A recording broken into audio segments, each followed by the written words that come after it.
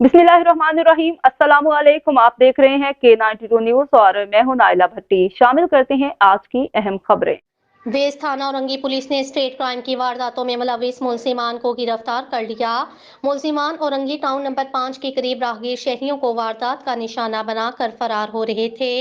Police ने इत्तला मिलते ही बरवक्त कार्रवाई करके दोनों मुलजिमान को गिरफ्तार कर लिया।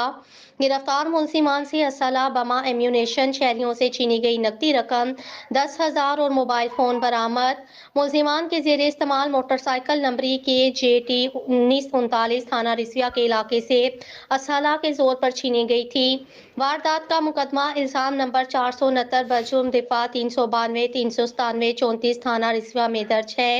मुलजिमान के खिलाफ सिंध असला एक्ट के मुकदमा दर्ज कर लिए गए। मजीद तफ्तीश और वारदातों में शनाख्त का अमल जारी है। गिरफ्तार मुलजिमान में ताजुद्दीन वल्द मैंगियार और नादिर हुसैन वल्द नासिर हुसैन शामिल हैं।